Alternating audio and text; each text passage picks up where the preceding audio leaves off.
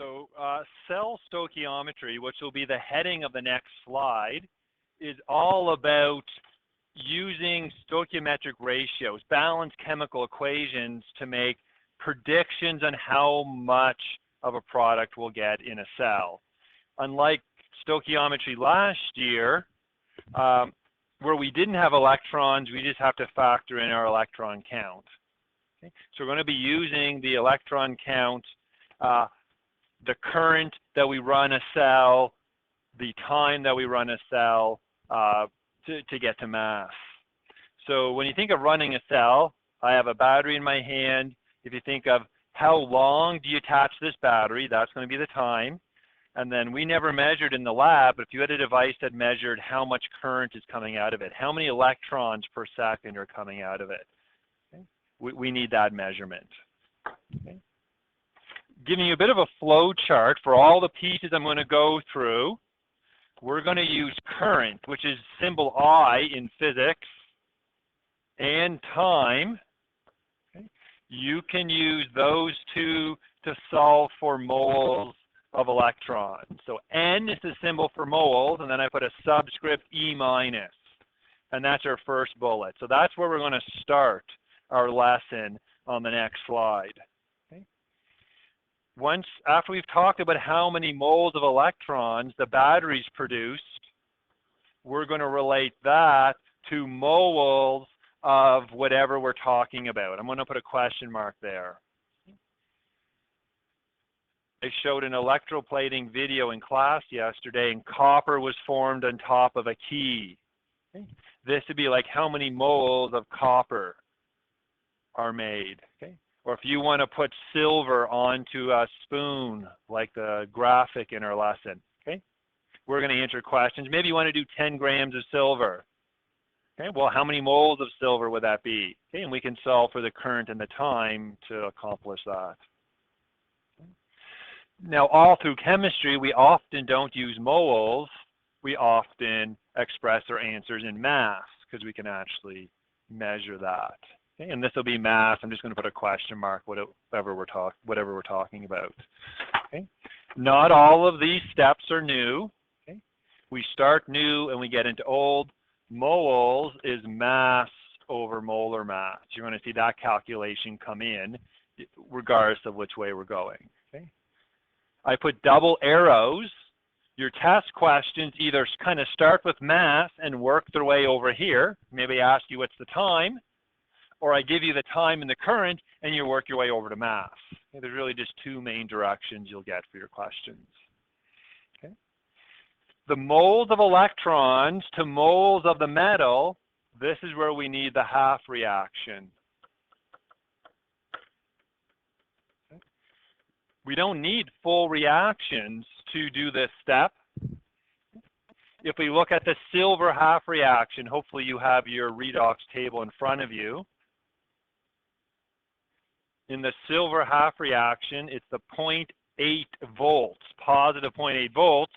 There is one electron for every one silver unit. Okay? So that's all we'd have to factor in here. These numbers would be the same. The moles of electrons would be the same as moles of silver because our half reaction shows a 1-to-1 ratio. Sometimes it's a 2-to-1 ratio, sometimes a 3-to-1 ratio. We've got to get that ratio. So this is just like Chem 20 Stoic, but with half reactions. Okay, this piece I got to spend some time on. That's brand new. So that's where we're going to address first. And then I'm going to jump into sort of one question, which is a little bit longer because there's often 3 steps to do, and then you'll be practicing. And again, this is the last unit, the last lesson of this unit. Okay. So there's that term, cell stoichiometry. And our first slide is how do we use time and current? We're going to get charge first. We're going to have to do this in 2 steps, and I'll put it together. The total charge a power supply delivers, and you can just think of a battery. How much charge comes out of this battery? I need to know the current and the time.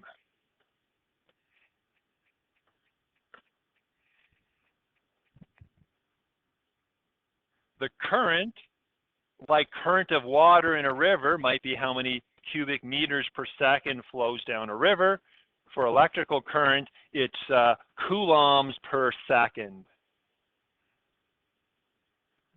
A short form of coulombs per second is amps. So the A is just a short form for those two units. You'll see amps in most questions. And then you have to multiply that by the time and make sure the time is in seconds. You'll see minutes, you'll see hours, you're going to do lots of time conversion. A time conversion that's worth, realizing there's 3,600 seconds in an hour.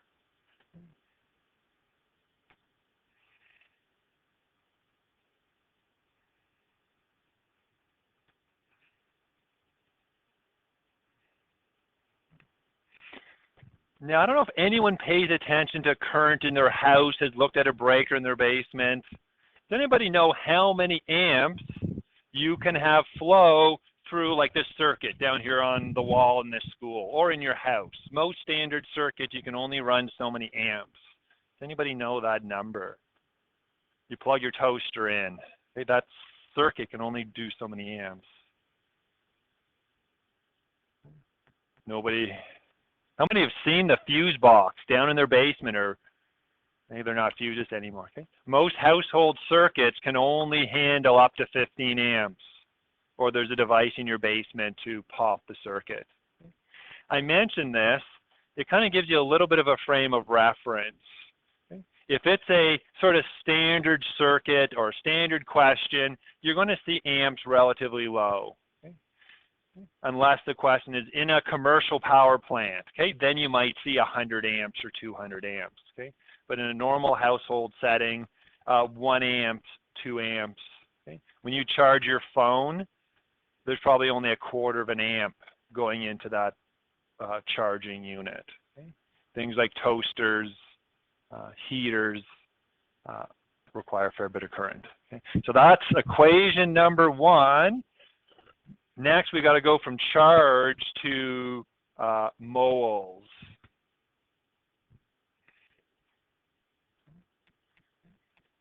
So we've got the same Q. If you take the Q we just found out and you divide it by Faraday's constant, it converts Q into, from charge to how many moles you have.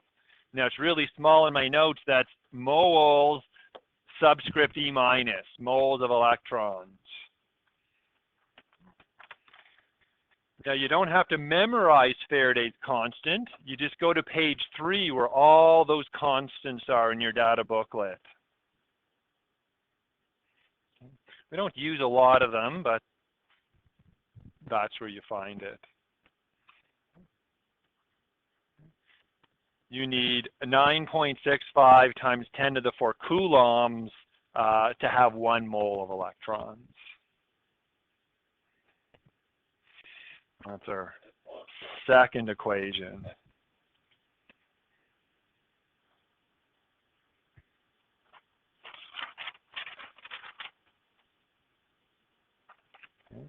Now I'm about to do a little bit of algebra. I'm going to put those two equations together. I do a substitution, or that's what your math teachers would call it.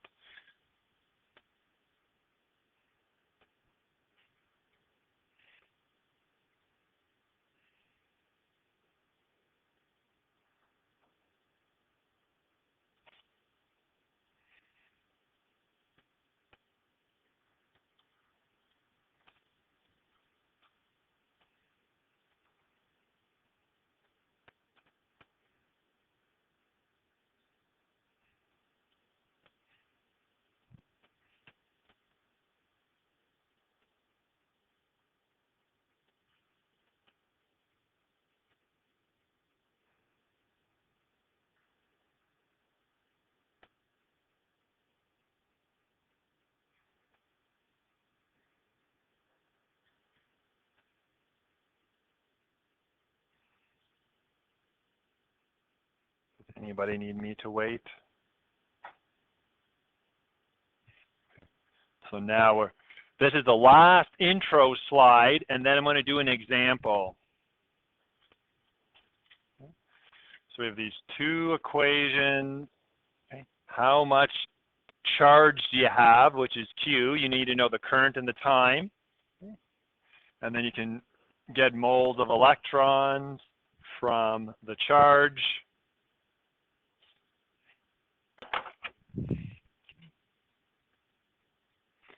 I'm going to take this Q and replace, do a substitution. Okay. What is Q? Q is current times time. I'm going to rearrange this, but I'm going to get rid of this Q and I'm going to substitute it with I times T. And then we get the format that we're going to use in this course. Moles of electrons equals current times time, that's our Q, divided by Faraday's constant. This is the new step today.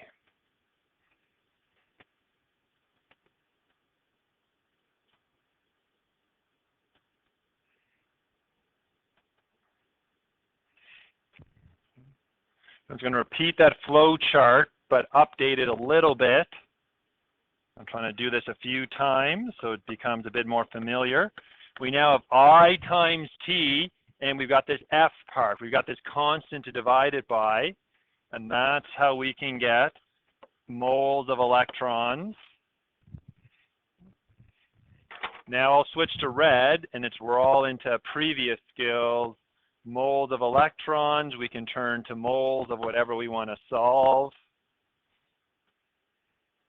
Moles of whatever we want to solve for, we can turn into mass of whatever we want to solve for.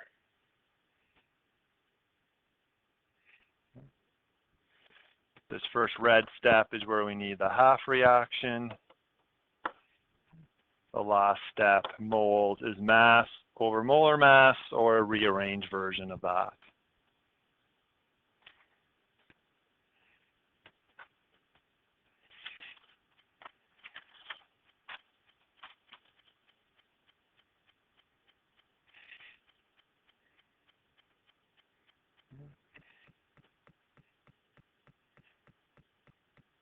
And when everyone's set, we'll do that we'll do a calculation question.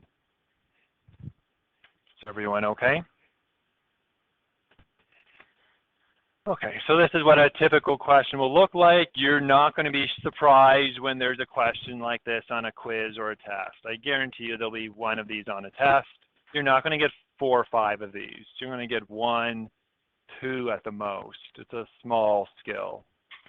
Okay. What mass of zinc, we got our question right away, was electroplated onto an iron nail if the power supply delivered a little over 9 amps for a little over 25 minutes, not quite half an hour?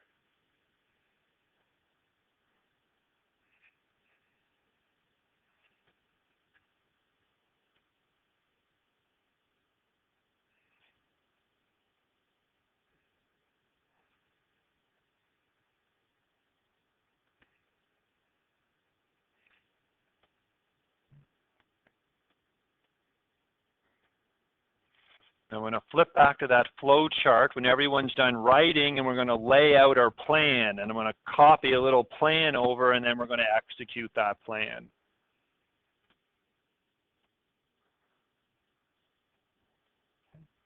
Before I flip back, we kind of need to know our goal. What is the mass of zinc? This is our question mark, so that's going to be the end of our flow chart. I'm going to flip back for a second. Mass of zinc is our goal, and that is over here. That's got to be our finish line for this particular question. Okay, all these are double-headed arrows. Okay, if the question had asked for how long, then I'd be trying to finish with time. Okay, but no, we want to finish with mass. Now the question gave us what? What starting data did we have? There was a time and a current. That's this information. So this is going to be our start. Okay? So we're going to be doing it from left to right, going through these steps. I'm just going to highlight those steps, and then we're going to start here. I times T over F, and get moles of electrons will be our first step. Okay. So I times T over F is our starting point. That was the first part of that flow chart. That will give us moles of electrons. I'm going to check these off as we do them. For moles of electrons, we want to get to moles. I'm not going to put moles question mark anymore because it's we want mass of zinc. So I want moles of zinc, and then I can get to the answer mass of zinc. So there's my checklist. We're going to start right here. Okay. Well, what I times E over F gives us is moles of electrons.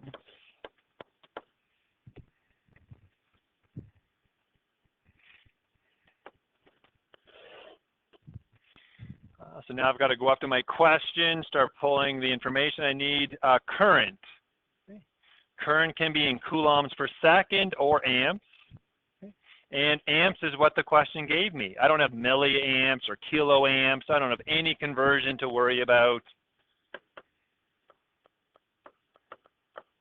Okay. 9.05 coulombs per second or amps. Times. I need my time next, and I'm going to stick in the unit. I know I need it in seconds, and that's not what I have. I've got to convert 25 minutes to seconds. There's many methods to do this. Some of you will just do it in your head. I'm going to use the factor label method to convert this. The unit I want is seconds. I'm going to put that on the top of my unit ratio. The units I want to get rid of are minutes. And now I need to put in numbers on the top and the bottom, so second is equivalent to minutes. What is that? How do I go from how many seconds are in a minute or minutes in a second? It's, what, 60 seconds is equivalent to 1 minute. So I've completed my, using the factor label method to convert. Again, many students have many methods for converting time. I don't care how you do it as long as it's correct. Okay. I like to show this factor label method. I have minutes on the top and minutes on the bottom. They cancel. I'm left with just seconds, and it's 25.2 times 60.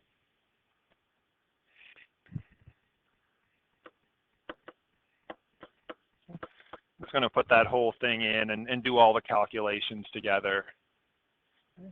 The bottom, I need Faraday's constant, so that's opening your data booklet to page number 3 and just copying that number, 9.65 times 10 to the 4 coulombs in every mole.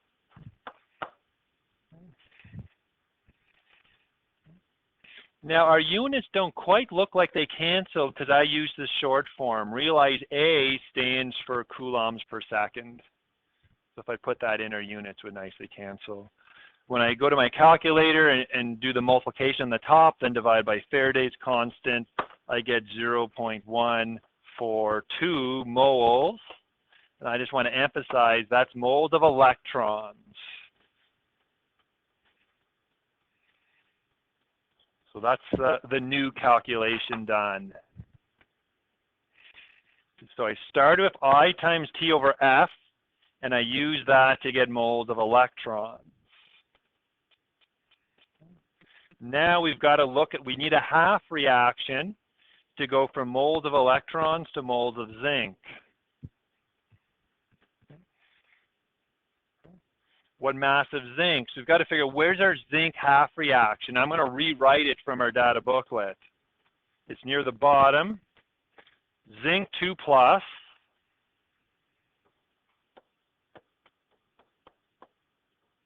Aqueous picks up 2 electrons to make zinc solid. We always need 2 of these numbers for our conversion. I'm going to circle them in purple. We need how many electrons are needed?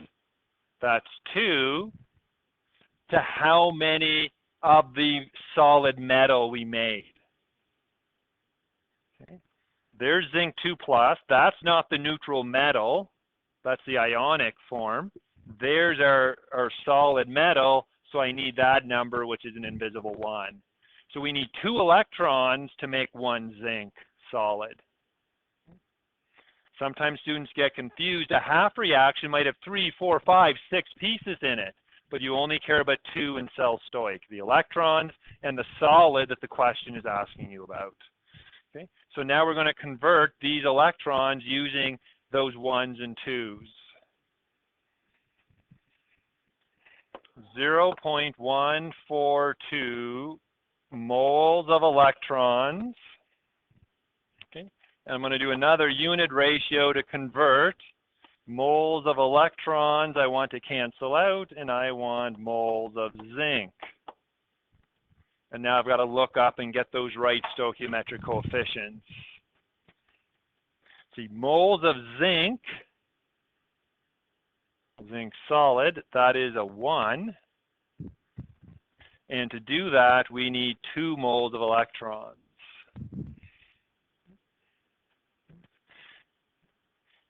If you kind of look at our equation, if you look at how many electrons you have, you get half as much zinc.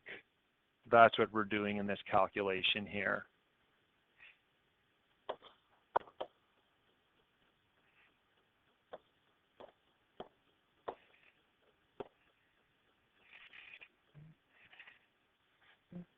So I used a half reaction, figured out moles of zinc. We just have moles to mass left to do.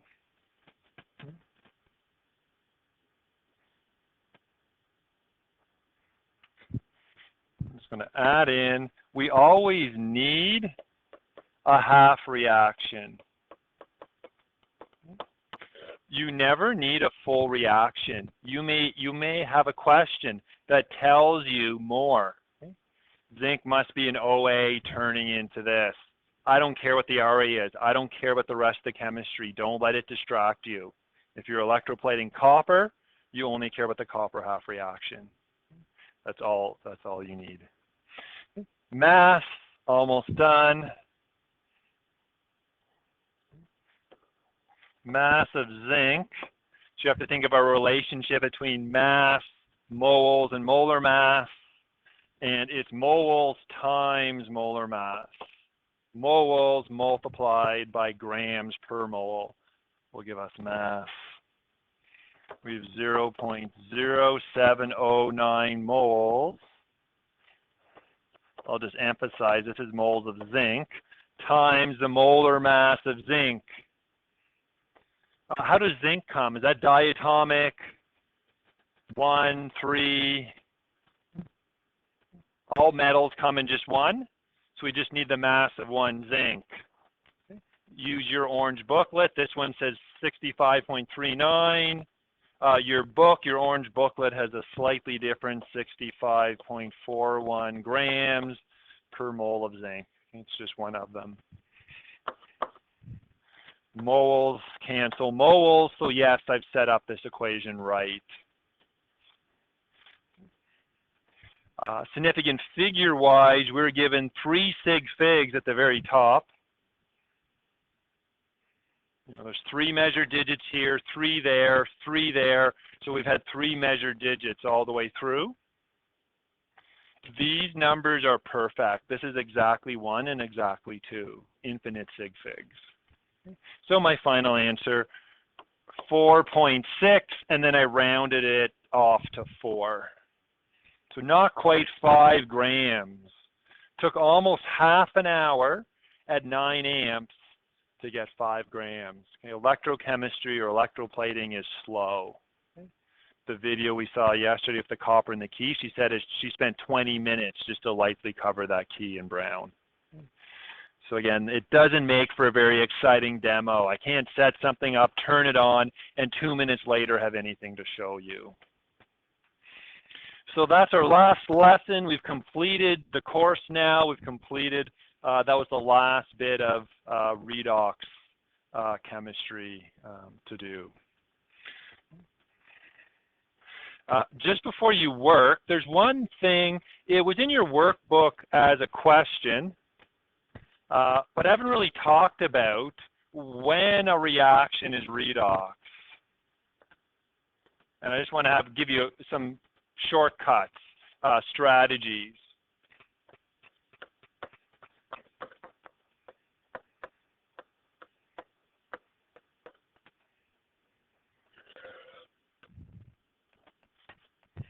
Okay. So when a reaction is redox, okay, we need a change in electrons. So I should say exchange.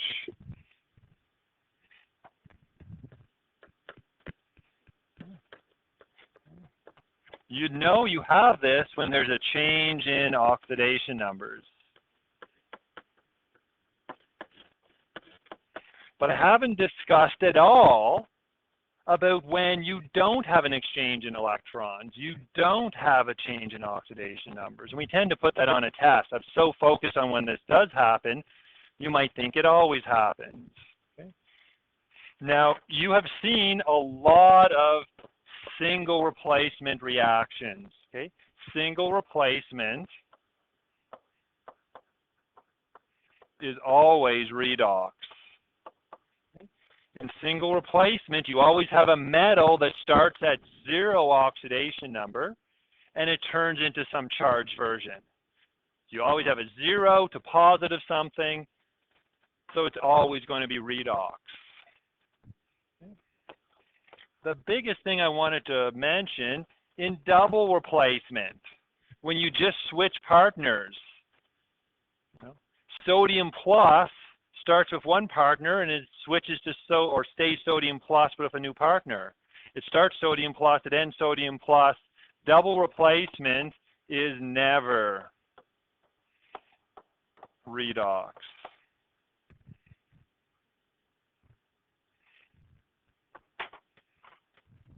I'll write out a quick example. The single replacement, you've seen lots of them in your notes. I'm not going to give you an example right now.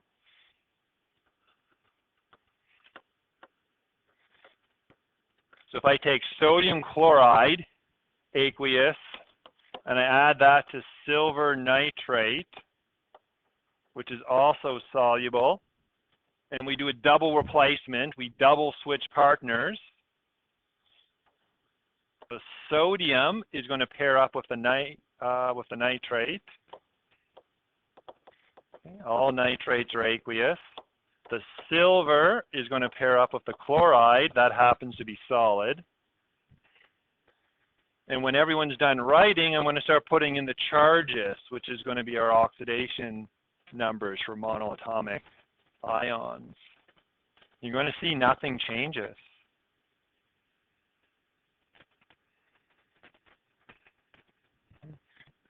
Sodium is group 1, so that's plus. Chloride is group 7A, they're all -1. Silver, if you look in your booklet, is +1. It's a transition metal, so you have to look it up. Then we got this nitrate. I'm not going to dive into the nitrate right now. We're over here with sodium. It's still an ion, so it's still plus.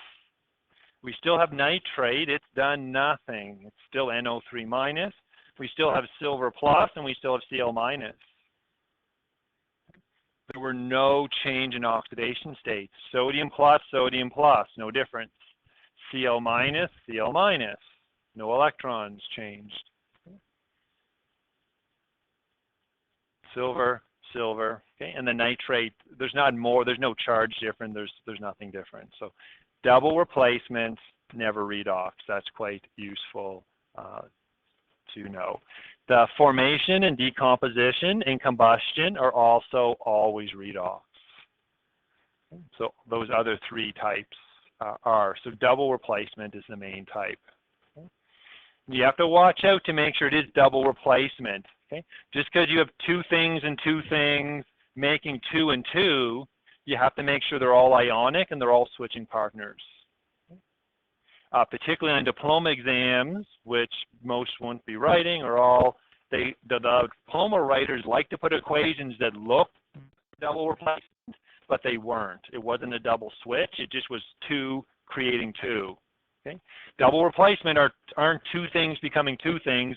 Double replacement is when you have a switch of cation. So anyway, it's you're going to get a what is double replacement question on most exams. So this should help you with that question if we put it on this year's version. Okay. So that was an extra little bit to sell Stoic. You've got some time to work on sell Stoic. I wouldn't spend all your time today just doing this one skill because it's a small one. You're going to get a lot of voltaic cell questions. You're going to get many electrolytic cell questions. That's the heart of chapter 14. Okay. This is going to be a numeric response question on your test. Okay. Towards the end of the class, we're going to have a demo.